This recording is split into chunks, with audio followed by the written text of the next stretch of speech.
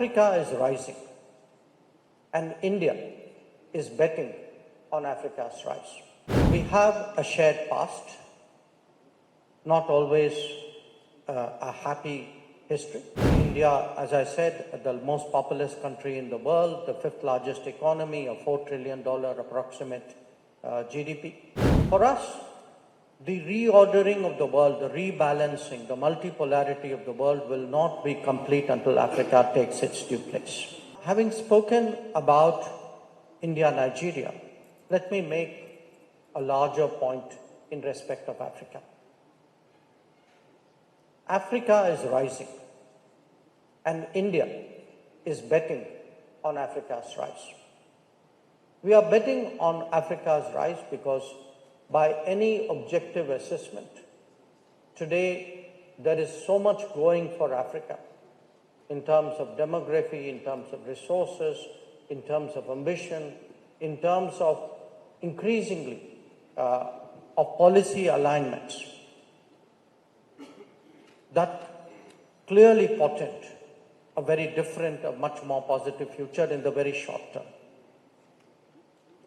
Now, we are betting on Africa because, as the president of NIBC reminded us, we have a shared past, not always a happy history, not between us, but between us and some other people.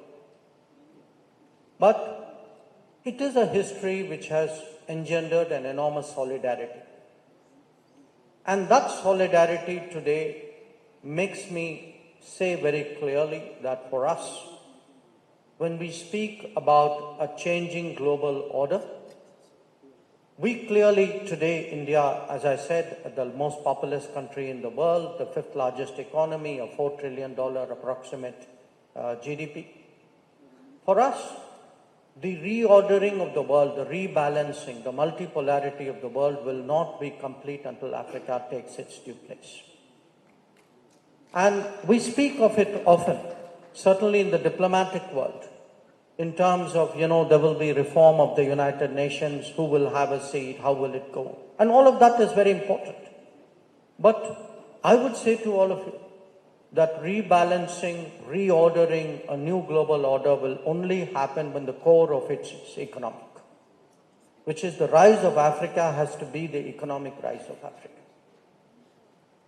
Now, that obviously presents choices, because it is very difficult to go up in the global order by being a market for others or just by being a provider of resources. So the value that India brings, and it's a value today, I think, which is reflected in the room and in the conversations that will happen, which is how do we today invest in Africa? How do we manufacture in Africa? How do we produce in Africa? How do we value add in Africa? And I suggest to you, ladies and gentlemen, that is really the that is the special nature of the relationship today between India and Africa.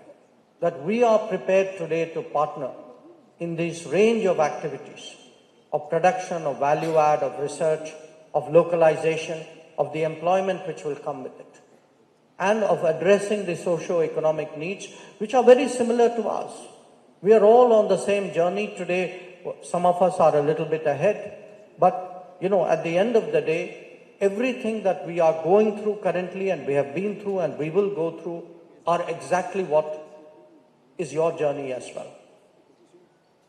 So my message to you today is, at a time, especially after the COVID, when we have all discovered the dangers of depending on faraway geographies for our basic needs, because we all had that anxiety for those years, when everything which we assumed internet global trade will provide very smoothly did not arrive on our shores. That today, if there is a push for local production, for, as I said, greater value add, if we need more resilient and reliable supply chains, if we have to share technology, India is your partner. And these are not nice words to be said at a conference. The proof of our commitment are in 200 development projects across the continent and another 70, 80 which are underway. From breaking news, detailed analysis, in-depth interviews and explainers, follow the Times of India. Subscribe to our YouTube channel. Don't forget to like our videos and hit the bell icon to stay updated with the latest.